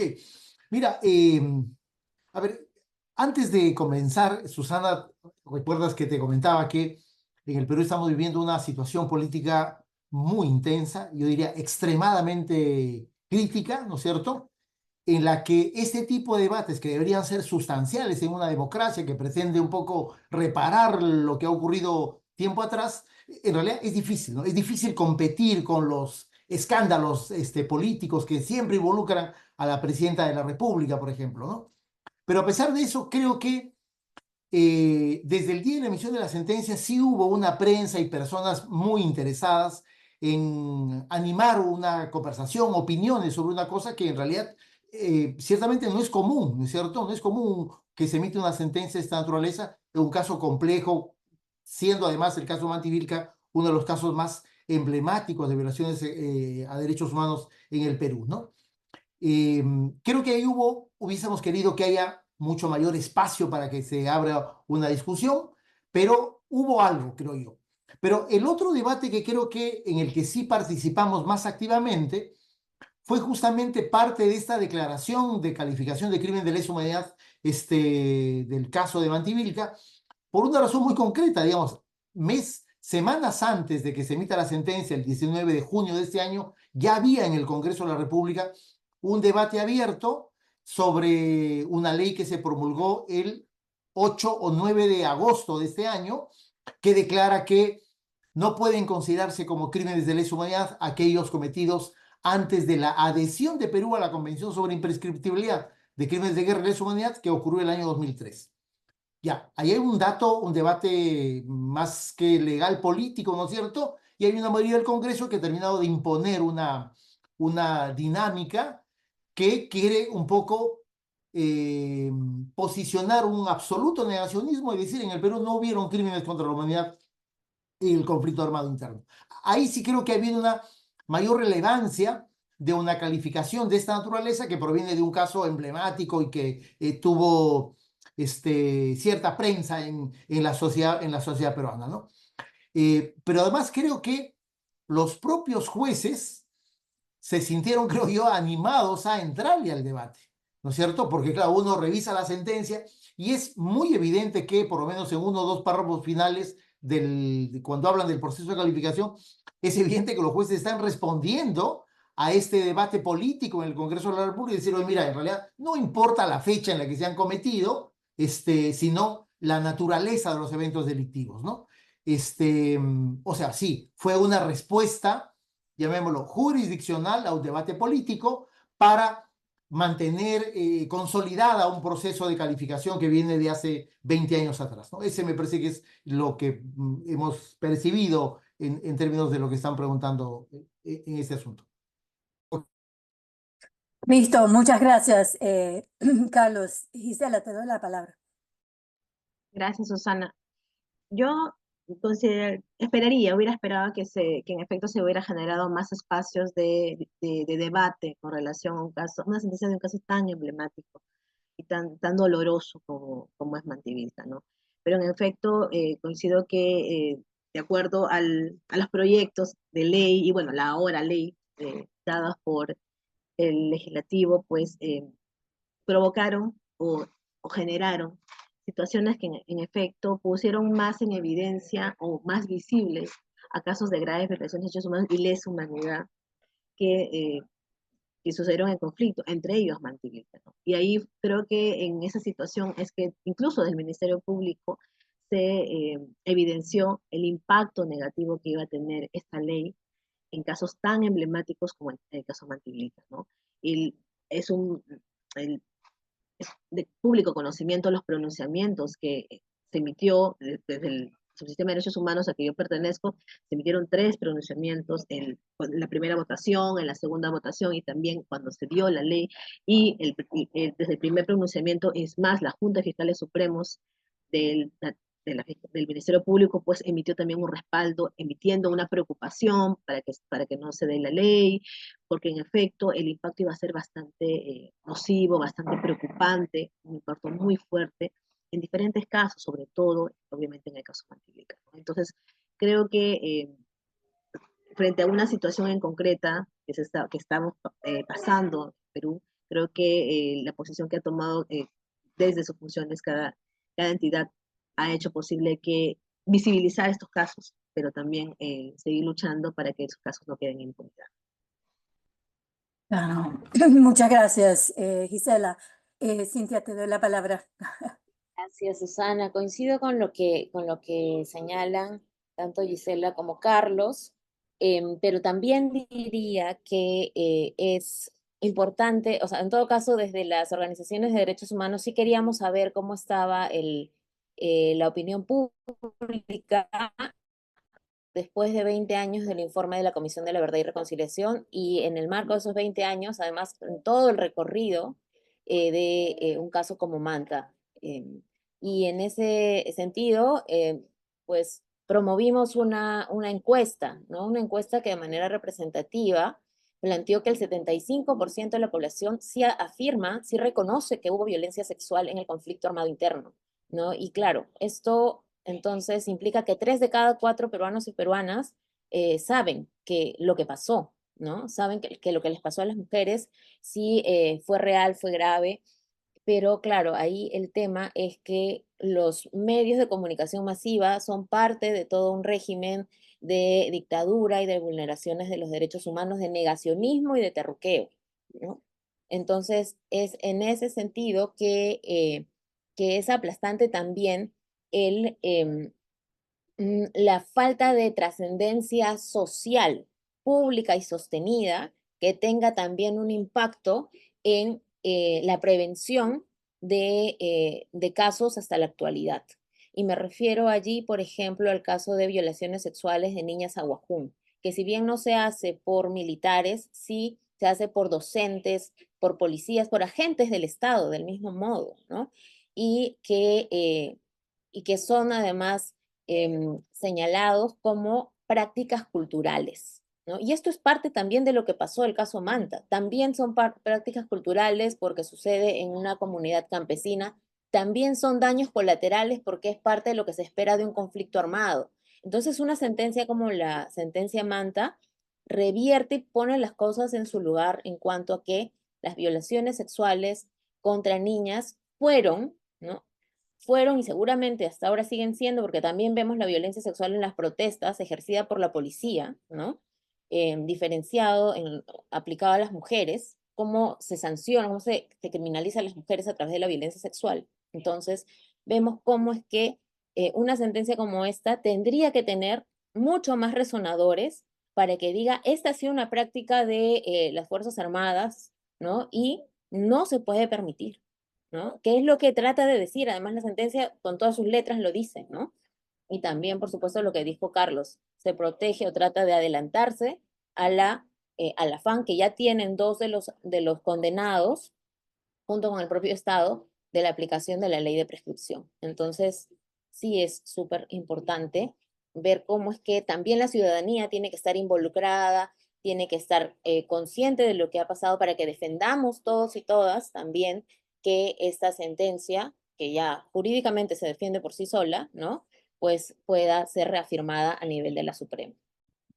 Claro, y muchas gracias, Cintia. Me parece súper importante como tomar provecho de la sentencia para romper el continuo de violencia basada en género, de violencia sexual, porque como bien dijiste, ese continuo se ve fuera del conflicto armado en sí, pero por las mismas estructuras y basadas en las mismas normas basadas en género.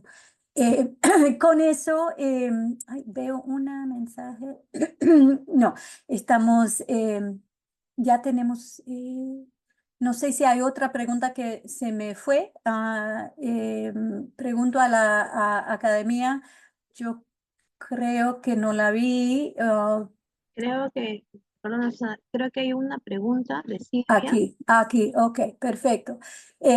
Exacto, ahí estamos. La pregunta es, ¿cuál es el nivel de ejecutoriedad de la sentencia condenatoria con base en ese diálogo político al que han hecho referencia?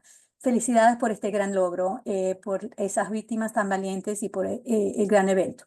Así que la pregunta es ¿cuál es el nivel de ejecutoriedad de la sentencia? Ya, bueno, en las cosas más prácticas y tradicionales ha sido inmediato. De hecho, hay 2 condenados que en realidad no sé en qué circunstancias han sido capturados. Todos estaban libres, porque además, como se imaginarán, el Poder Judicial peruano básicamente está desarrollando audiencias de juicios orales de manera virtual. Así como estamos nosotros, se hacen los juicios orales. Por lo tanto, cuando se emite una sentencia condenatoria, digamos, puede estar en la pantalla el condenado, pero digamos no hay forma de capturarlo pues virtualmente, ¿no? Ya, pero eso me parece que solamente 2 semanas después o 3 semanas después de emitirse la sentencia, en fin, fueron capturados 2 y han sido internados en un centro penitenciario, ¿no? Obviamente ellos han apelado, el expediente judicial tiene que ser remitido a una sala penal de la Corte Suprema y los procedimientos en la Corte Suprema yo estimo que estarán siendo decididos por lo menos hacia mediados del próximo año. Hay una demora en los procedimientos, tiene que opinar la Fiscalía Suprema si la sentencia estuvo bien dictada o no, luego se llama a una audiencia a nivel de la Corte Suprema para discutir el fallo y el contenido de la sentencia. Y luego de eso, la Corte Suprema emite una sentencia que, como ha dicho Cintia y Gisela, aspiramos a que la Suprema confirme la sentencia condenatoria, ¿no? Por lo tanto, hay ya un nivel de ejecución en el sentido de que lo que se dispone, que es la condena a una pena superior a 5 años, por lo tanto, tiene que ejecutarse materialmente, que es con la detención y el internamiento en un establecimiento penal. Después que la Corte Suprema eventualmente confirme esta condena o esta sentencia, creo que hay un reto en este caso, ya lo comentó, si no me equivoco, Cintia o Gisela, es el tema de las reparaciones, ¿no? Ese asunto creo que va a ser, creo yo, en este caso, todo un reto. No solamente se dijo en el juicio al final, en nuestros alegatos, que se estaba reclamando una reparación civil, es decir, un pago, que además, en realidad, de todos los casos, yo solamente conozco un caso en el que se ha pagado se está pagando la reparación civil. Por lo tanto, se solicitó y se hizo un planteamiento de desarrollar otro tipo de reparaciones no económicas. Eso creo yo va a ser uno de los temas más interesantes de discusión en la Corte Suprema. Hay avances importantes, sobre todo a nivel de la Corte Penal Nacional, porque ha ido dando ciertamente con cierta lentitud, pero dando pasos hacia adelante para incorporar otros mecanismos de reparación.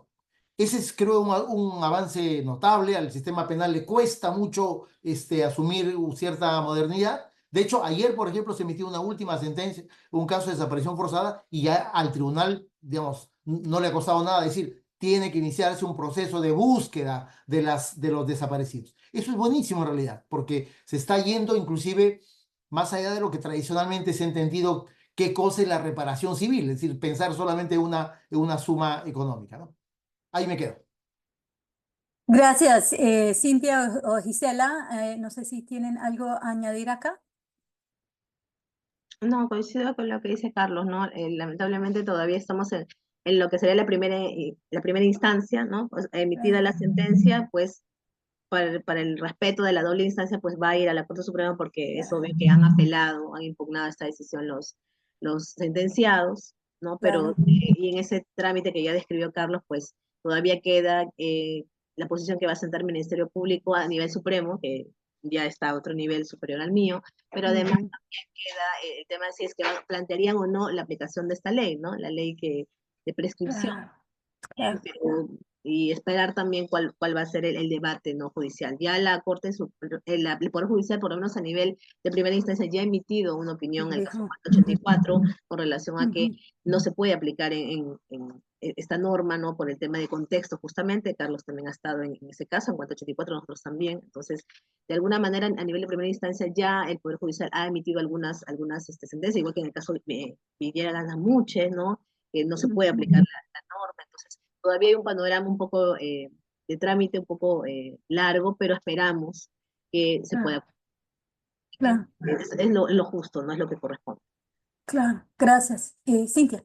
Solo sumado a lo que han señalado y con lo que coincido, creo que es importante que el Poder Judicial no se exima de la búsqueda y captura, ¿no? De los condenados, porque en algunos medios equivocadamente se dijo que, bueno, como han presentado recursos de nulidad, entonces como que se suspende la condena y eso no es correcto. Más bien entonces, desde la ciudadanía, y por eso es que pedía también las mujeres esa vigilancia, ¿no? Que acompañe la exigibilidad de la sentencia. Es fundamental el compromiso ciudadano para hacer cumplir una sentencia que dice justicia para estas mujeres, que menciona reparación, no la explica, y en eso también radica nuestro cuestionamiento, ¿no? No razona, no desagrega cuáles son los criterios que le llevan a establecer determinado monto, ¿no? Entonces, sí es importante que además de ello, ¿no? Se pueda asegurar que se cumpla esa sentencia, porque de lo contrario también el mensaje es meramente simbólico e incluso simbólico negativamente, ¿no? En cuanto a que estas luchas pueden costar muchísimo, décadas, y sin embargo no tienen un resultado real, ¿no? Claro. Muchas gracias a los tres panelistas. Les invitamos, quizás tenemos quizás un tiempo para una pregunta más. Les invitamos a enviar sus preguntas por utilizando la opción de Cuna. Yo vi una mano alzada, pero es la manera de preguntar, es por el Q&A en el webinar. No sé, yo no veo más. Les voy a preguntar a mis colegas en la academia si ven alguna otra pregunta. Y si no, No preguntas en la no sección hay. de Q&A. Ok, muchas gracias. Entonces, a mí lo que resta es agradecerlos a todos y todas, a Carlos, Isela y Cintia, agradecer sus reflexiones, su tiempo, su trabajo, sus esfuerzos, su trabajo con las sobrevivientes y toda la valentía, el coraje de las víctimas y de ustedes, ¿no? En esta lucha. Y añadir unas palabras finales. En primer lugar, decir que este es el primero de varios eventos en línea de la RELEG que organizaremos este año y para los cuales pueden registrarse a través del sitio web de la RELEG, cuyo enlace yo espero que estará en el chat en un momento. Y en segundo lugar, quisiera decir que dedicamos este primer conversatorio a la difunta Georgina Mendoza, que era oficial de alto comisionado, perdón, oficial de derechos humanos de la sección de derechos humanos de la mujer y género de la Oficina de Alto Comisionado para los Derechos Humanos de la ONU, quien fue una persona súper indispensable en el desarrollo de la RELEG y a quien agradecemos todos sus ideas, esfuerzos y colaboración. Con esto paso la palabra. Ay, perdón, veo una pregunta. Ay, perdón, solo ahora veo. No sé, sí tenemos un rato, así que si queremos, la última pregunta que veo es qué dificultades tuvieron en las pericias psicológicas forenses. ¿Tuvo algún impacto en el tiempo transcurrido? Como tenemos unos minutitos, si quieren, respondemos a esta última y después al final paso la palabra a Dalila Seón. Ya, siguiendo el mismo orden. Ok. Mira, yo creo que esa evidencia fue fundamental, ¿no es cierto? En realidad, esa evidencia, las pericias psicológicas, ayudaron a responder una pregunta que nos habíamos hecho desde el inicio del juicio, es decir, hace 20 años atrás. ¿Cómo se acredita un crimen sexual ocurrido 20 años atrás? Es difícil, ¿no? No había una respuesta porque no había tampoco un antecedente de ningún otro caso de crímenes sexuales que haya ocurrido tanto tiempo atrás y que estaba siendo sometido a una investigación. De hecho, un dato un poco curioso, cuando la fiscal de la Fiscalía Penal de Huancavelica, se llamaba Aurorita de la Cruz, decidió llamar como uno de sus primeros actos de investigación una pericia médico-legal. En realidad no servía para nada, ¿no es cierto? De crímenes sexuales ocurridos hace 20 años no iba a resultar absolutamente nada. Es en el curso de esa investigación que se va un poco construyendo la idea de que lo que se necesita es justamente pericias que puedan dar cuenta del alto impacto o capaz el impacto irreparable que sobre las víctimas había existido como consecuencia de agresiones sexuales ocurridas mucho tiempo atrás, ¿no? Y es eso lo que se acredita en realidad, ¿no? Es eso lo que se acredita. Primero se acredita sobre la base de los y las psicólogas de parte del CAPS, del Centro de Asistencia Psicosocial, de Redinfa también, pero luego, y ahí capaz hay otro aporte del caso Manta. Este caso obliga al Instituto de Medicina Legal, que es el órgano de apoyo técnico al Ministerio Público, a crear dentro de su estructura una unidad de psicólogos, ¿no es cierto? Psicólogos forenses. Es decir, el caso Manta ha ayudado al Ministerio Público a desarrollar su propia estructura.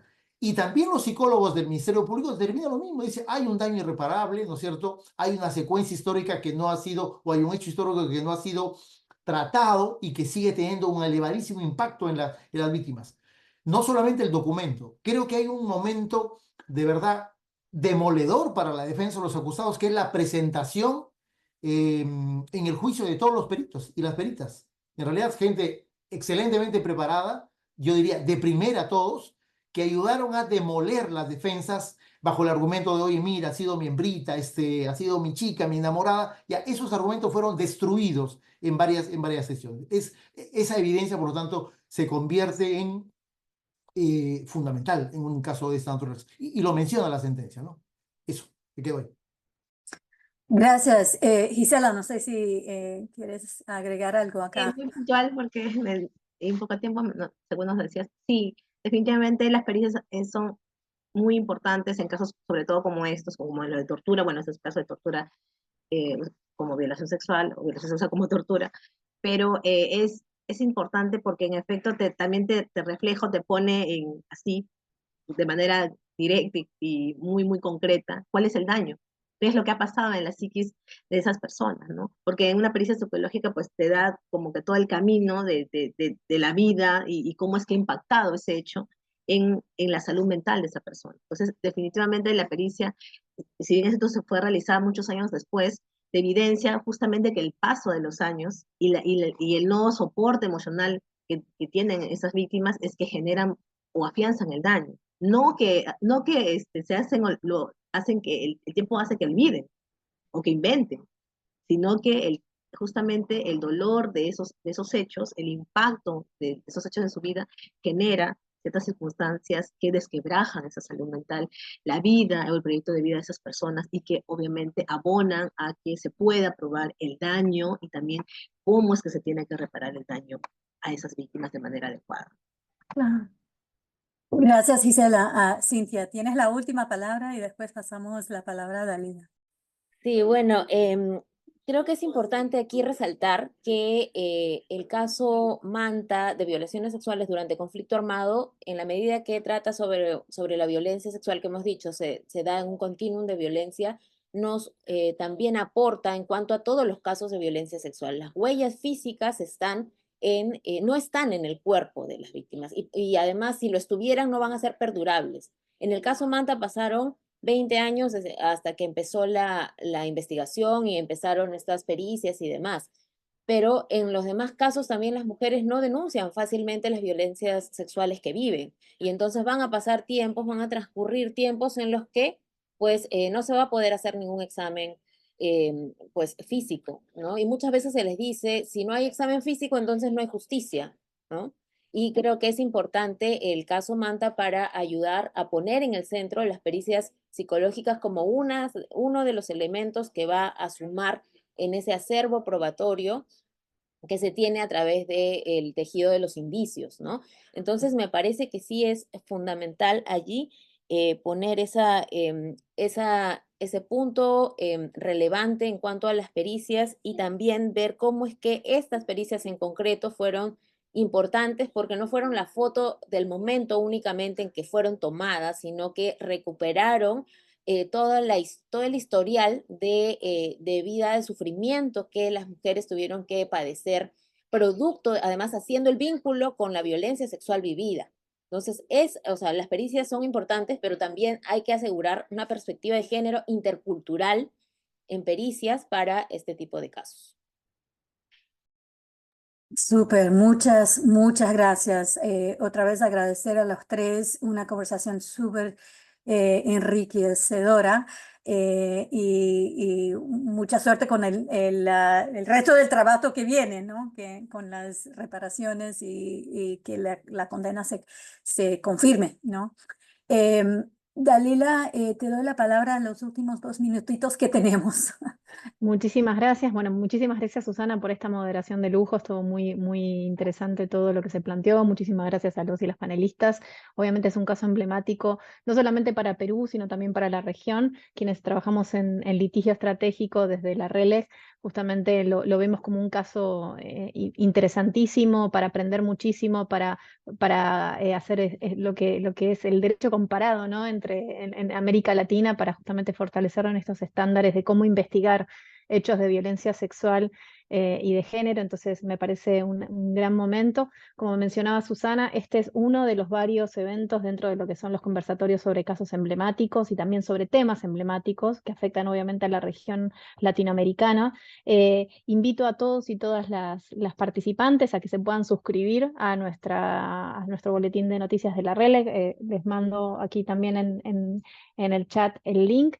Allí pueden recibir justamente más información sobre los eventos que estaremos haciendo y bueno, obviamente también agradecer muchísimo a una mujer justamente que ha hecho posible este evento, American University también por toda la colaboración y toda la organización para hacer este evento posible, y también a la iniciativa Actuemos, que justamente parte de este evento también es parte de esa iniciativa Actuemos para justamente fortalecer plataforma de organizaciones feministas y que trabajan hechos de violencia de género. Así que dentro de los minutitos que tenía, nuevamente los esperamos y las esperamos en nuestras próximas sesiones. Muchas gracias. Muchísimas gracias, muchísimas gracias. Una alegría tremenda haber compartido con ustedes este par de horas. Suerte, Muchas suerte, nos vemos gracias. pronto. Suerte. Chao, Cintia. Chao, señora Gisela. Nos vemos. Nos vemos en Chao. la siguiente sesión. Ok. Suerte. Un abrazo a todos y todas. Suerte, Hasta suerte, luego. Susana. Muchas gracias. Chao, chao. Muchísimas Hasta gracias. luego, Dalila. Nos vemos. Chao. Que tengan un bonito día. Chao, chao. Bonito día, cuídense mucho.